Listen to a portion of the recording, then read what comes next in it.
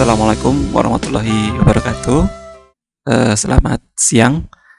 Kita lanjutkan kuliah kita yang kemarin ya.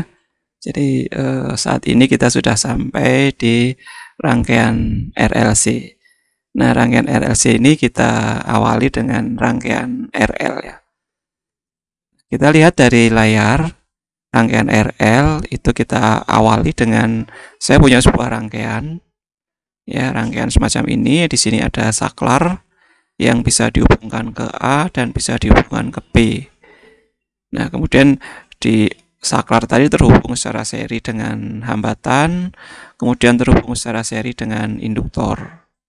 Nah, dalam kasus ini itu saklar itu dipasang di A sehingga GGL ini membuat arus ya, membuat arus yang melingkar dari rangkaian ini. Nah, dari hukum Kirchhoff kita bisa dapatkan dari hukum penjumlahan tegangan ya, bahwasanya tegangan dari GGL ini positif dikurangi dengan tegangan dari R dikurangi dengan tegangan dari L akan sama dengan 0. Jadi bisa kita tuliskan epsilon L dikurangi I kalikan R, yaitu tegangan R ini, dikurangi L dI per dt adalah tegangan dari L sama dengan 0 ya, sama dengan 0. Atau kalau kita rearrange semua minus ini bergeser ke kanan, kita akan dapatkan IR plus L dI per dt sama dengan epsilon L.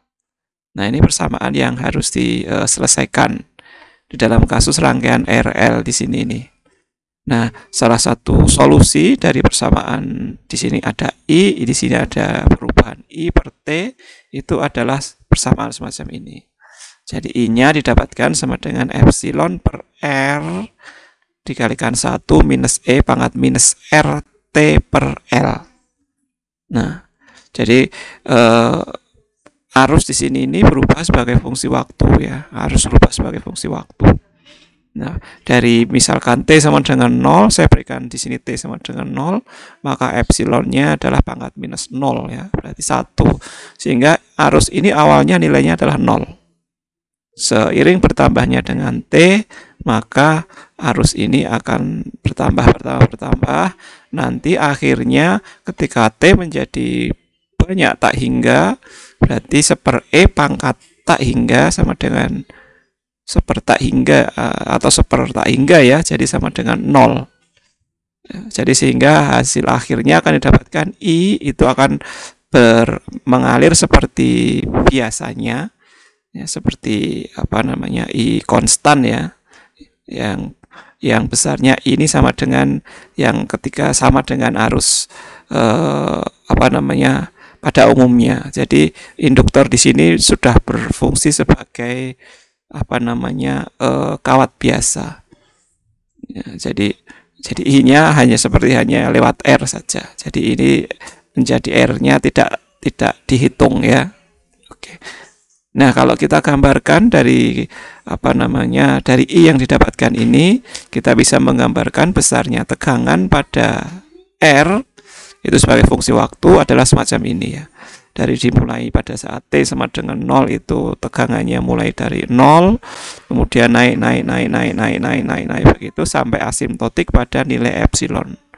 Ya, jadi tegangan R ini sama dengan tegangan epsilon ini karena tegangan di L ini sudah sama dengan 0. Lama-lama dia akan menjadi sama dengan 0. Oke ya, jadi berkebalikan dengan VR ini, tegangan di L ini kan berarti saya sama dengan ini ya, sama dengan L dI per dt, turunan I terhadap T itu adalah ini menjadi ke bawah ya, sehingga nilainya menjadi maksimum dulu terus berangsur-angsur menurun ya. Dan nilai maksimum dulu itu berarti nilai maksimumnya adalah epsilon ini ya, epsilonnya. Jadi kemudian akan menurun sampai akhirnya dia bernilai 0. Nah, ketika sudah bernilai 0 ini L induktor ini akan bersifat seperti layaknya kabel biasa ya, seperti kabel kontak biasa.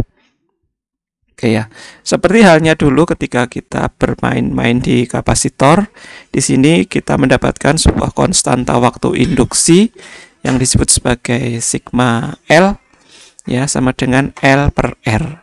Jadi besarnya L per R di sini adalah sigma ya. Besarnya adalah sigma. Karena di atas adalah time, maka di sini satuannya adalah juga time. Ya, satuannya adalah sekon atau time. Oke ya, jadi kita bisa bayangkan beda potensial yang terjadi pada sebuah induktor. Itu awalnya itu dia ada nilainya sama dengan GGL yang dipakai, kemudian dia akan menurun. Ya, akan menurun. Lama-lama akan menjadi 0. Dan arusnya tentu saja seperti ini. Pertama kali yang lewat di sini itu nilainya arusnya 0, lama-lama akan bertambah sehingga akhirnya arusnya ini akan sama dengan epsilon per R. Ya. Epsilon per R besarnya arus ini. Ini epsilon per R, ini lama-lama arusnya besarnya seperti itu. Oke ya. Oke, nah kemudian kalau kondisinya kedua, jadi saklar tadi ditaruh di B di sini nih, sehingga E ini epsilon ini kita buang karena tidak kita pakai, maka di sini GGL yang muncul ini adalah GGL yang ada di L, yang ada di induktor. Ya, sehingga kalau dalam seperti ini maka arusnya akan berkebalik, akan muncul dari L ini ya. Dan besarnya adalah IR ditambah LDI per dt sama dengan 0. Ya, karena E-nya tidak ada sehingga hanya dua sistem ini saja. Oke ya, jadi kemudian kita akan dapatkan, kita solusikan I sama seperti tadi, sama dengan epsilon per R E pangkat minus RT per L. Oke ya, atau epsilon pangkat minus T per sigma L. Ya, kalau kita ganti dengan L per R-nya menjadi sigma. Oke, jadi ini kondisi ketika saklar itu memutuskan GGL yang dipakai, sehingga otomatis L yang tadi sudah diisi dia bertindak sebagai GGL, dan besarnya arus adalah seperti ini, yang artinya pada saat awal nilai I ini akan sama dengan 0 ya. Nilai I akan sama dengan E per R ya, epsilon per R, karena T sama dengan 0, E pangkat 0 sama dengan 1 ya. Jadi arus awalnya adalah epsilon per R, nanti setelah T itu semakin lama, semakin bertambah, maka arusnya akan berkurang secara eksponensial. Lama-lama akan habis. Oke. Kemudian kalau kita lihat charging dan discharging pada rangkaian RC itu seperti ini. Pada rangkaian RC itu arusnya pada saat charging itu adalah epsilon per R E pangkat minus T per RC. Jadi pada saat T sama dengan 0 itu arusnya malah banyak. Arusnya banyak yang lama-lama meluruh. Tapi di sini kebalikan ya, di sini tadi itu pertama kali arusnya nilainya 0, lama-lama naik. Ya, kalau di RC itu arusnya pertama kali adalah E per R, nanti lama-lama turun. Jadi charging RC itu identik dengan discharging dari L. Ya, kalau kita lihat ya persamaannya sama ya, I sama dengan epsilon per R E pangkat minus T per T sigma L. Kalau yang ini epsilon R E pangkat T per sigma C ya, sigma C. Nah, di sini ini seperti charging di RC itu sama dengan discharging di L. Ya, jadi punya sifat yang kebalikan antara R sama C. Sifat yang kebalikan ini yang menyebabkan ketika kita buat rangkaian RLC nantinya itu akan ada osilasi karena sifatnya yang berkebalikan. Nah, kemudian kalau kita lihat yang kapasitor yang discharging itu seperti ini ya, kita dapatkan bahwasanya arus yang ada di dalam sebuah kapasitor itu diawali dari nilai minus tertentu, I tertentu, kemudian nilainya akan menjadi 0. Ya, dia nilainya menjadi minus tertentu karena terbalik ya, arusnya berkebalikan sampai nilainya akan berkurang menjadi 0. Jadi ini grafiknya dari bawah itu ya ke atas. Oke ya, jadi kira-kira semacam itu keterkaitan antara atau kesamaan antara discharging kapasitor dengan charging induktor sama charging kapasitor dengan discharging induktor. Oke. Kemudian kita masuk ke energi dalam medan magnet. Ya, kalau kita punya rangkaian semacam ini, di sini ada GGL, kemudian ada R, ya, R di dalam kabel ini kita hitung sebagai R-nya. Kemudian di sini ada induktor L, ya, L, kemudian terhubung lagi ke EMF ini. Maka di dalam satu rangkaian semacam ini kita akan dapatkan persamaan Kirchhoff, ya, bahwasanya epsilon ini sama dengan V yang ada di dalam induktor sama dengan L dI per dt ditambahkan dengan V yang ada di kabel ini. Katakanlah di sini saja kabelnya, sehingga tambah I R. Oke ya. Nah, kalau kita kalikan, kita dapatkan persamaan seperti ini. Kalau kita kalikan I, karena nanti target kita itu kita akan menghitung energi, ya. Energi itu adalah besarnya L dari kalikan I kalikan perubahan I, ya, sebagai fungsi waktu. Sehingga kita kalikan dengan I, sehingga kita akan dapatkan EI sama dengan IL dI per dt plus I kuadrat R. Ya. Kalau kita lihat dari persamaan sebelah di atas ini, bahwasanya I kuadrat R ini energinya akan berubah menjadi energi panas, ya. Energi panas dari R kabel ini. Ia akan menjadi energi panas. Kemudian satu-satunya energi medan magnet yang muncul dari persamaan ini hanyalah dari yang di tengah ini. Ya, ini adalah satu-satunya energi medan magnet yang muncul dari persamaan ini. Ya.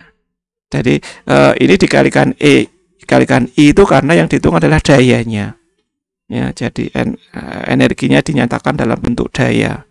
Maka salah satu-satunya perubahan energi yang terjadi di dalam sistem epsilon, R dan L yang terhubung seri itu hanya di tengah sini saja. Oke ya. Nah, dengan demikian kita bisa menghitung bahwasanya perubahan energi sebagai fungsi waktu itu sama dengan nilai yang di tengah di sini ini. Sehingga kita bisa integrasikan besarnya energi mulai dari 0 sampai titik tertinggi UB itu dari perubahan arusnya, ya, karena di sini arus yang berubah mulai dari 0 sampai I. Nah, dari sini kita bisa mendapatkan satu hal ya, yang disebut sebagai UB, ya, atau energi di dalam medan magnet. Energi dalam medan magnet dituliskan sebagai setengah Li kuadrat. Setengah Li kuadrat, ya, di mana L itu adalah besarnya induktansi dari induktor yang kita punya. Oke, kalau kita lihat yang sebelumnya, besarnya energi di dalam kapasitor sama dengan setengah Q kuadrat per C. Oke, ya, yang ini yang bermain, yang B ini yang bermain karena I, yang E ini yang bermain karena Q. Oke ya. Oke lah, kemudian kita coba bandingkan sifat kapasitor dan induktor seperti yang saya sampaikan tadi. Charging kapasitor itu identik dengan discharging dari induktor, kemudian charging dari induktor identik dengan discharging dari kapasitor. Walaupun agak berbeda sedikit persamaannya, ya. Agak berbeda sedikit persamaannya karena yang ini dikurangi, ya, yang ini nilainya adalah langsung seperti ini. Tapi hampir mirip, ya, hampir mirip, pendekatannya hampir mirip. Kemudian dari sisi energi untuk yang kapasitor itu adalah setengah Q kuadrat per C. Kalau energi dari induktor itu sama dengan setengah Li kuadrat. Oke ya, ini perbandingan antara kedua sistem ini. Oke, nah kemudian di sini juga dijelaskan tentang induksi mutual, ya. Induksi mutual itu terjadi ketika ada dua buah koil yang berada dalam satu lokasi yang sama. Koil yang satu itu dengan dialiri arus, dia akan menghasilkan medan magnet, ya, akan menghasilkan medan magnet di dalam koilnya. Nah, jadi ketika kita berikan koil lain yang ada di di dekat medan magnet itu atau berada di dalam koilnya, katakanlah ya. Katakanlah kita punya koil kecil ini yang berada di dalam koil besar ini, maka secara otomatis yang koil kecil ini juga akan menerima induksi. Nah, jadi dari koil 1 ini dipunyain arus ya. Dari arus ini akan muncul induksi magnet.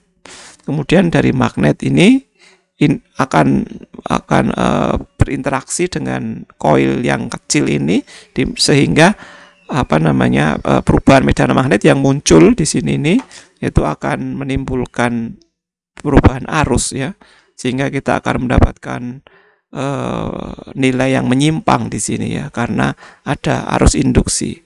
Nah, hal ini disebut sebagai induksi mutual ya. Ini dipakai di semua alat ya. Kalau yang di fisika itu adalah di elektron spin resonance, nuclear spin resonance ya.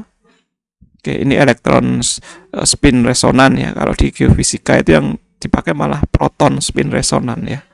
Jadi resonansi spin dari proton, tapi yang ini adalah elektron. Kemudian magnetic spin resonance, eddy current testing. Kalau di bidang yang geofisika itu sini sering dipakai di proton spin resonance ya. Jadi digunakan untuk mencari frekuensi spin dari sebuah proton dengan mencari besarnya medan magnet yang menggunakan mutual coil semacam ini. Jadi awalnya itu saya punya proton yang saya taruh di dalam tabung begitu ya, atom hidrogen ya. Atom hidrogen yang cukup banyak ada di hidrokarbon. Kemudian kita berikan suatu lilitan sehingga atom-atom hidrogen tadi akan berarah akan spin pada arah tertentu, arah medan magnet yang diberikan. Kemudian medan magnet tadi dilepas sehingga dia akan kembali lagi ke posisi semula sambil spinning. Nah, spinning tadi akan merespon dari medan magnet yang diterima di situ, yaitu medan magnet bumi.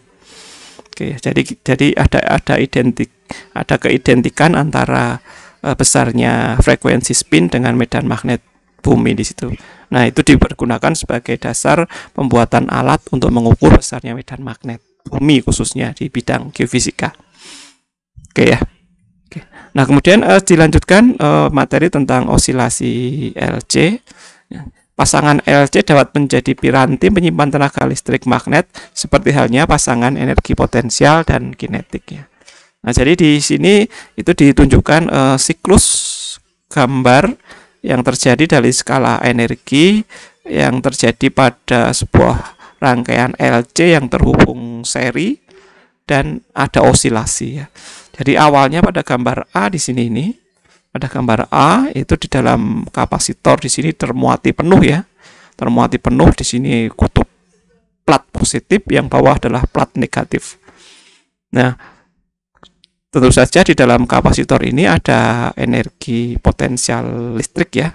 Energi potensial listrik yang besar adalah Q kuadrat per 2C. Q kuadrat per 2C di sini. Kemudian ketika kapasitor ini merilis elektronnya, terjadi arus ya.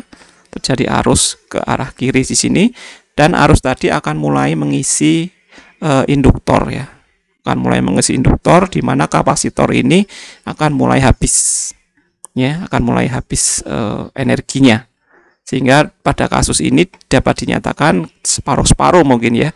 Jadi energi potensial yang ada di dalam induktor ini sebanding dengan energi potensial yang ada di dalam kapasitor.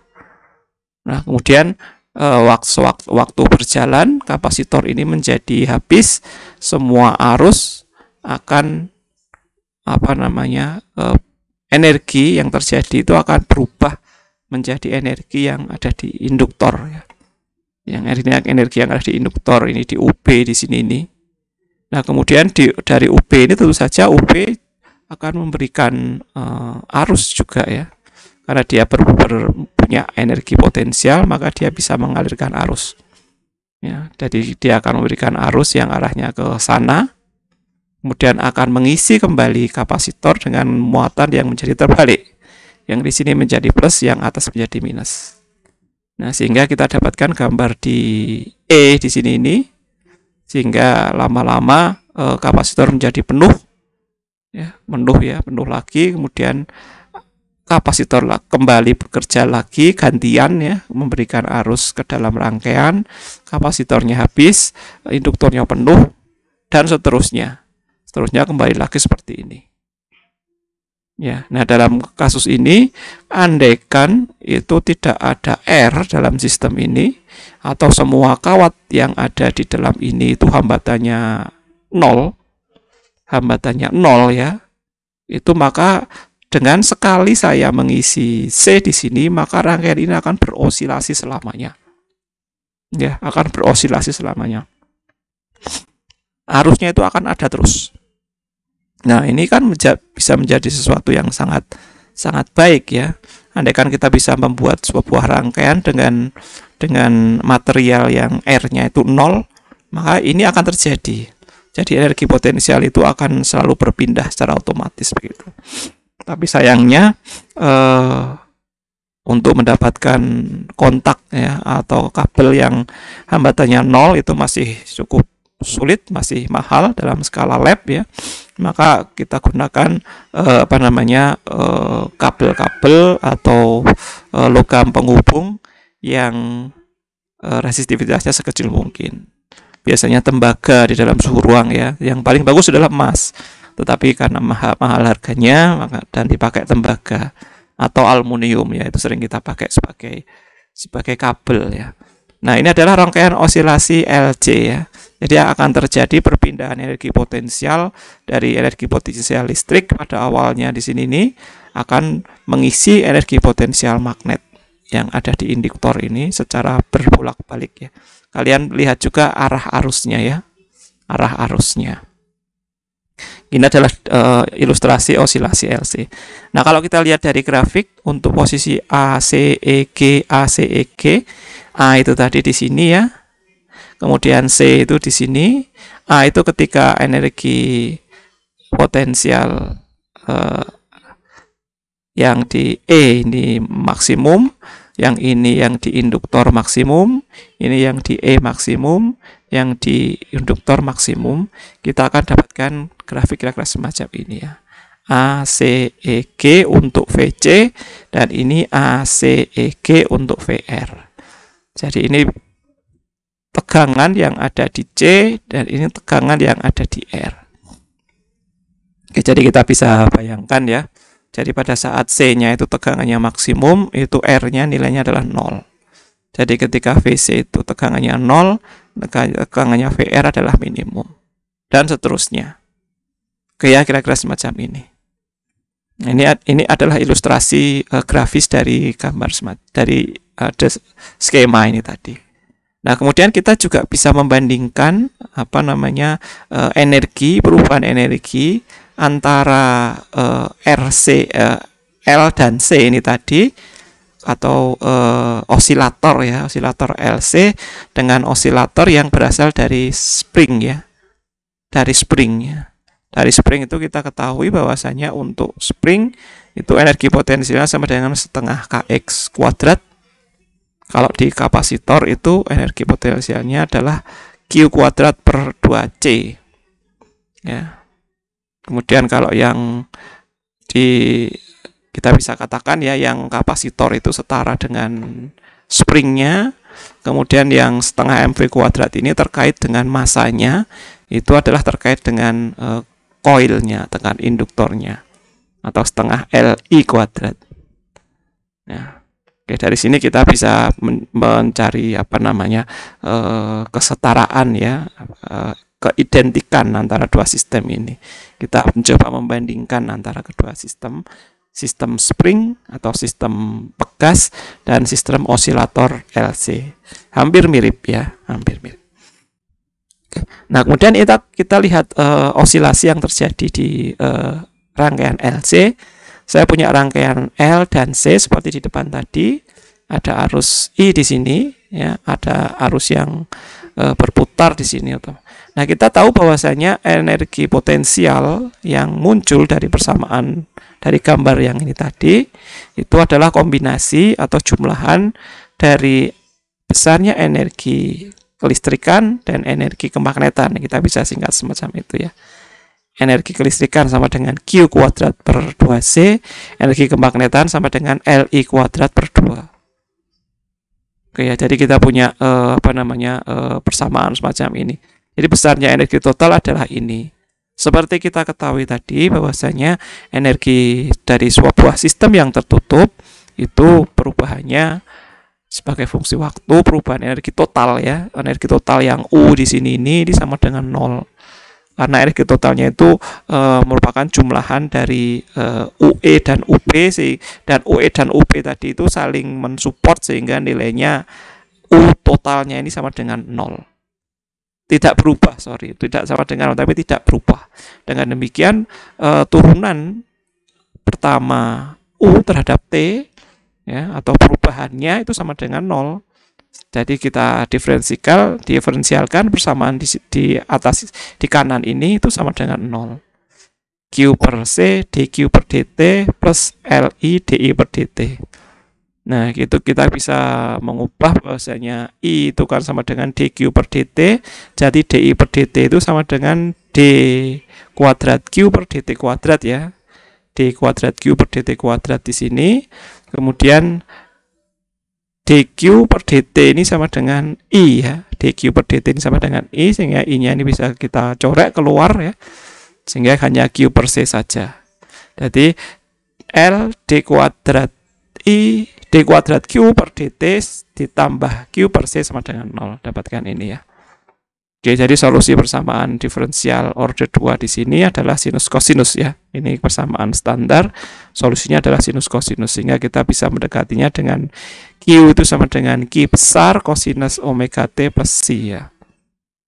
Tentu saja besarnya I sama dengan turunan pertama dari ini sama dengan minus omega Q sinus omega T plus C ya, atau kita bisa katakan I sama dengan minus I besar sinus omega T per C ya. Oke ya, atau I sama dengan omega Q ya. Oke, atau kita bisa gambarkan jadi energi yang kita dapatkan tadi seperti ini dari atas nih tadi. Energinya semacam ini, jadi totalnya itu konstan itu ya, totalnya adalah ini. Totalnya adalah konstan sehingga perubahannya sama dengan 0. Oke ya. Nah, kemudian kita coba kuadratkan atau kita turunkan lagi besarnya I yang ada di sini tadi, sehingga d kuadrat Q per dt kuadrat sama dengan minus omega 2Q per kosinus omega T plus C. Ya. Nah, dari sini kita turunkan dari yang pertama persamaan yang Q tadi itu menjadi ini, sehingga kalau kita jabarkan ya, bisa kita dapatkan L omega kuadrat Q kosinus omega T ditambah C plus Q per C kosinus omega T tambah C itu sama dengan 0 ya, karena nilai ini itu adalah sama sehingga kita bisa coret ya, kita bisa rearrange untuk mendapatkan omega, sehingga kita dapatkan omega sama dengan 1/akal RC ya, 1/akal LC. Oke ya, jadi persamaan ini didapat, ini tadi saya masukkan di sini ya. Jadi ini saya masukkan di sini. Ini dQ kuadrat per dt ini saya masukkan ke sini, kemudian Q-nya saya masukkan ke sini, dapatkan persamaan ini ya. Untuk menghitung besarnya omega. Sehingga kita dapatkan nilai omega sama dengan 1/akar LC. Nah, ini merupakan kecepatan sudut dari rangkaian listrik LC ya. Osilasi yang terjadi itu kecepatan sudutnya sama dengan 1/akar LC. Oke ya. Oke. Kemudian kita bicara masalah energi listrik, tapi rangkaiannya adalah RLC. ya, RLC. Nah, di sini kita bisa katakan, jadi untuk rangkaian yang sistem rangkaian LC tadi, maka kita akan mendapatkan besarnya total energi sama dengan energi akibat kelistrikan ditambah energi akibat kemagnetan, atau kita tuliskan semacam ini ya. Ya, kita tuliskan semacam ini.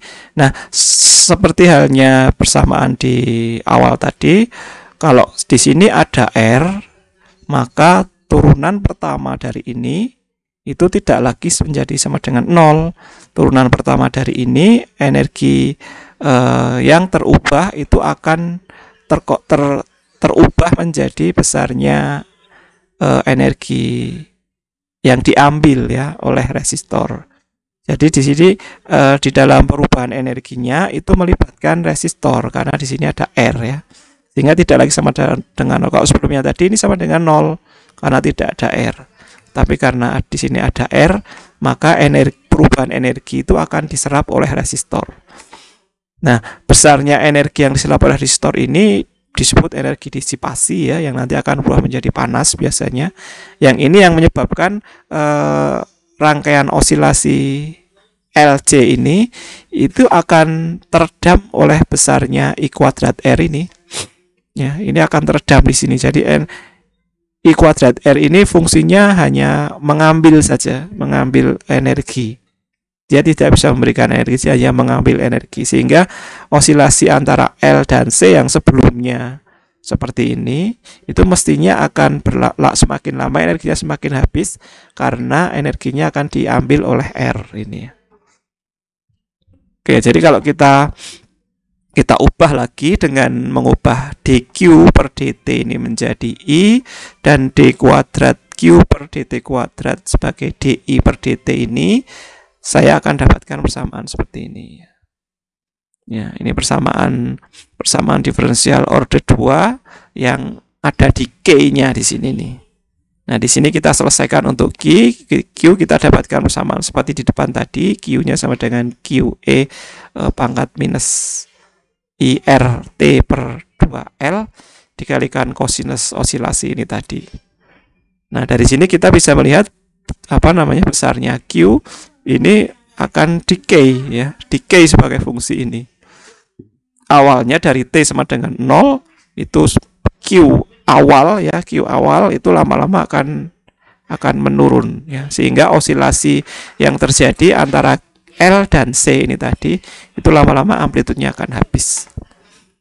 Oke ya. Nah, ini terjadi karena diambil oleh R ya, karena energi yang dalam osilasi LC ini diambil oleh L. Oke ya. Nah, dengan demikian kita bisa katakan suatu sistem osilasi listrik RLC ini mesti teredam. Ya, osilasinya adalah osilasi yang teredam. Ya, kita bisa ketika didapatkan nilai Q, kita bisa mendapatkan besarnya UE ya. UE sama dengan Q kuadrat per 2C sama dengan Q kuadrat per 2C kali E pangkat sekian. Nah, ini yang bisa kita katakan energi yang muncul di dalam R ini ya. Ini adalah lucutan energi listrik ya. Oke, kemudian kita bisa meninjau kembali secara lebih detail untuk rangkaian RLC yang sederhana. Itu yang dibagi menjadi 3. Kita tinjau satu-satu dulu. Yang pertama adalah rangkaian R saja, kemudian rangkaian C saja, kemudian rangkaian L saja, tetapi dengan sumber arus yang bolak-balik. Ini R, tapi sumber arusnya adalah bolak-balik. Ya, ini juga sumber arus atau sumber tegangannya adalah bolak-balik. Ini sumber tegangannya adalah bolak-balik. Dari ketiga rangkaian ini dipakai sumber tegangan yang sama, besarnya adalah epsilon m sinus omega d dt. Jadi fungsi GGL-nya adalah sinusoid ya. Ini GGL-nya sinusoid, ini GGL-nya sinusoid. Oke, nah dari sini secara otomatis kita akan mendapatkan sebuah persamaan semacam ini ya. Epsilon plus minus VR sama dengan 0. Ini epsilon minus VC ini sama dengan 0. Epsilon minus VL sama dengan 0. Jadi dari yang kedua ini adalah informasi dari GGL yang dipakai. Kemudian dari sini untuk rangkaian yang sederhana ini tentu saja kalau kita menghitung IR ya tinggal VR dibagi R saja. Karena VR-nya merupakan fungsi sinus ya kita tuliskan semacam ini dari hukum Ohm ya. Kemudian yang untuk C itu kita harus tentukan dulu besarnya IC ya. Ya IC itu kita bisa dari persamaan sebelumnya kita bisa mendapatkan IC sama dengan omega D kali C epsilon M kosinus omega D T. Nah ini persamaan arus ya untuk C yang ada di C. Oke, jadi kalian sudah tahu bahwasanya kita bisa mendapatkan besarnya arus yang berupa turunan C ya, berupa turunan C dikalikan dengan C itu sendiri di awal dulu. Ya. Nah dari sini kita bisa mendapatkan besarnya RC atau di sini disebut sebagai impedans ya, atau XC ya itu sama dengan VC per IC ya, VC per IC, sehingga kita bisa katakan itu sama dengan 1/, omega D kalikan C ya, dengan catatan sinus dan kosinus ini dianggap suatu nilai yang sama ya, sehingga kita dapatkan XC sama dengan 1/, omega D kalikan C. Oke, dari sini kita juga bisa ubah persamaan ini dalam XC, berarti IC sama dengan epsilon M per XCD dikalikan kosinus omega D.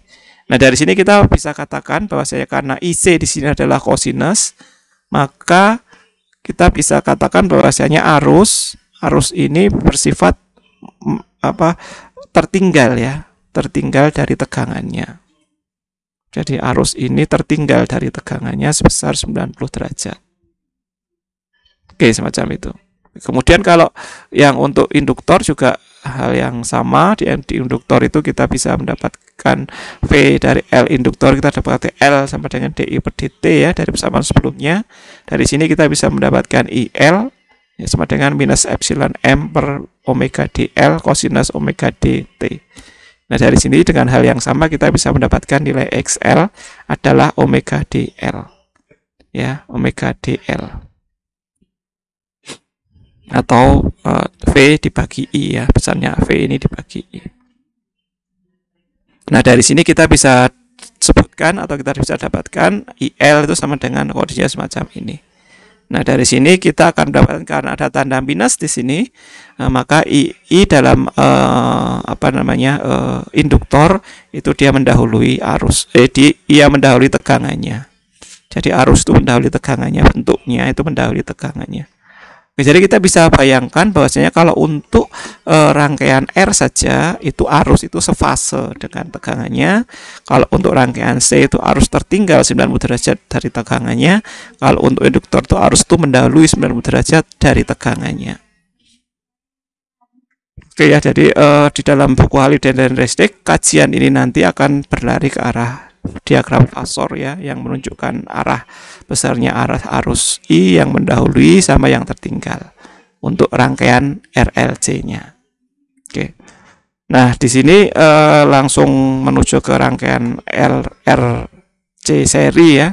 LRC seri dengan sumber arus bolak-balik. Nah, ini adalah contoh sumber arus bolak-balik. Dari ini komutator yang dulu itu ya. Sama di sini itu motor listrik ya, yang dulu sudah disampaikan ya, ini disebut sebagai komutator ya, atau pembolak-balik arus ya. Nah di sini bisa disimpulkan, bisa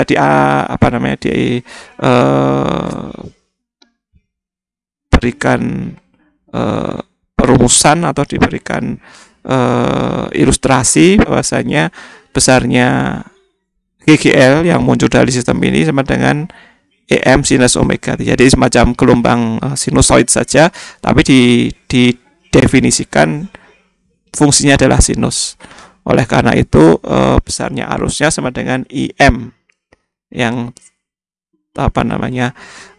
tergeser sebesar C ya. dalam sistem RLC seri ini I-nya adalah sinus tapi yang tergeser sebesar psi. Jadi bisa berarti kosinus atau minus kosinus kalau hanya C sama L saja.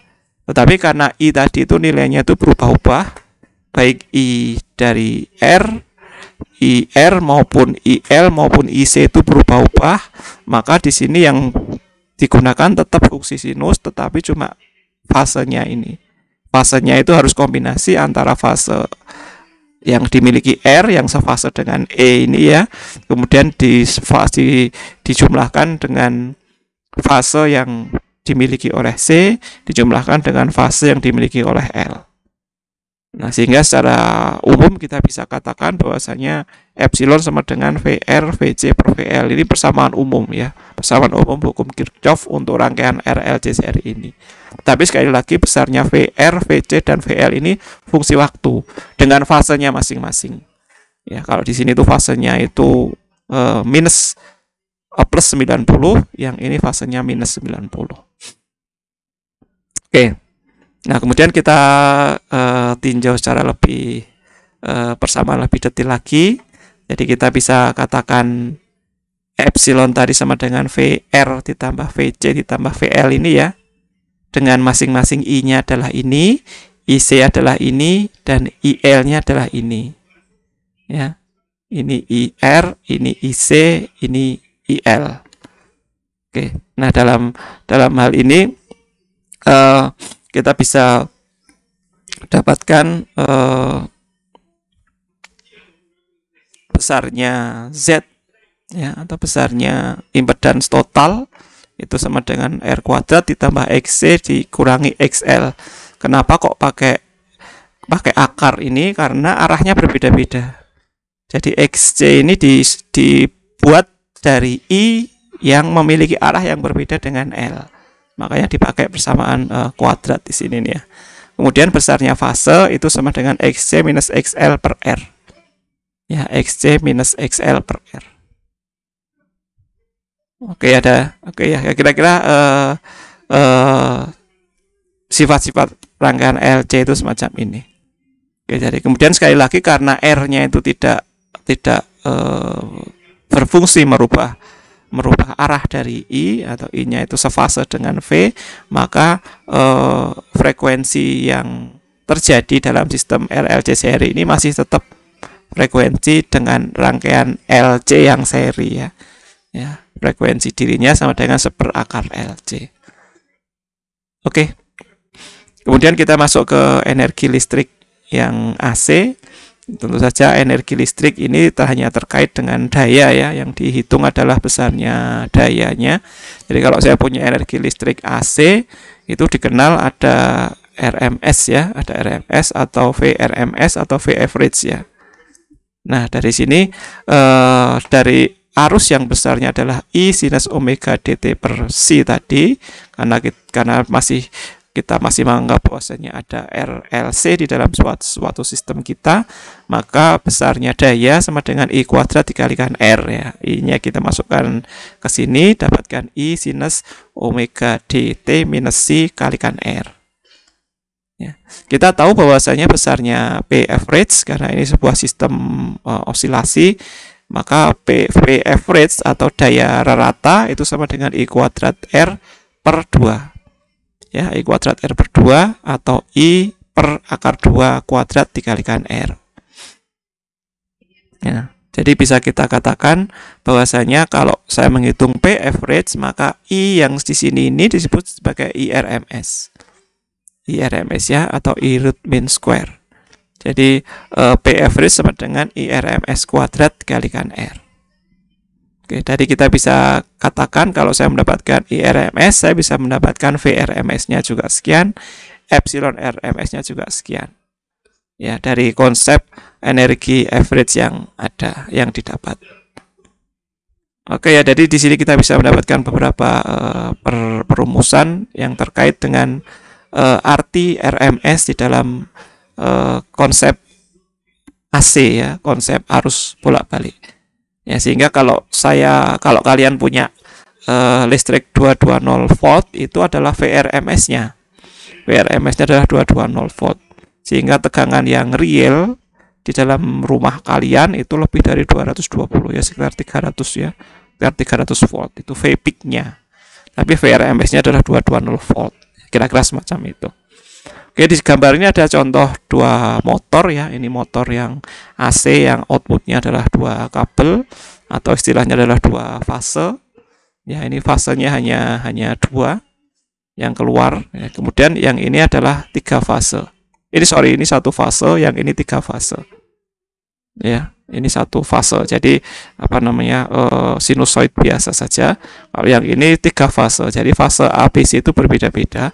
Setiap fase ini membawa arusnya sendiri-sendiri, sehingga dia punya daya yang lebih besar. Kalau di sini itu arusnya hanya dua kali ya, A dan B ini membawa arus sendiri-sendiri, sehingga arusnya hanya dua saja. Kalau ini setiap kabel ini membawa arus sendiri-sendiri, sehingga dayanya bisa lebih kuat lagi. Oke. Kemudian ini adalah gambar dari transformator. Ya, transformator ini sebenarnya ini yang hukum Lenz ini ya. Oke, jadi di dalam transformator itu ada dua lilitan begitu ya, yang dihubungkan oleh plat besi di sini tadi. Dalam plat ini tadi sering digunakan sebagai penaik dan penurun tegangan. Ya, penaik dan penurun tegangan. Ini juga bekerja dari flux yang ada, karena fluxnya dianggap sama, tetapi lilitannya berbeda. Sehingga kita bisa dapatkan P sekunder sama dengan V primer dikalikan N sekunder per N. N ini jumlah lilitannya. Jadi VP per NP sama dengan VS per NS. Jadi besarnya tegangan antara dua koil di sini ini bergantung dari jumlah lilitannya. Oke ya, kalau di sini tegangannya tinggi, jumlah lilitannya juga lebih tinggi. Di sini tegangannya rendah, jumlah lilitannya juga lebih rendah. Oke ya, nah kemudian kalau saya punya dua koil juga sama, karena medan fluxnya juga sama saja, yang lewat di sini ini medan fluxnya sama, sehingga kita bisa membuat dua koil, tiga koil itu tetap sama saja. Ya, tetap sama saja. Oke ya, tetapi yang perlu diingat di sini bahwasanya ada energi dari sistem ini yang berubah karena adanya panas ya, panas yang dipakai di kabel di sini, atau disipasi panas karena penggunaan kabelnya. Semakin banyak kabel digunakan, maka akan semakin panas. Ya, akan semakin panas. Karena semakin panjang kabel, R-nya akan semakin besar. Oke, kira-kira begitu. Ini kelihatannya sudah selesai.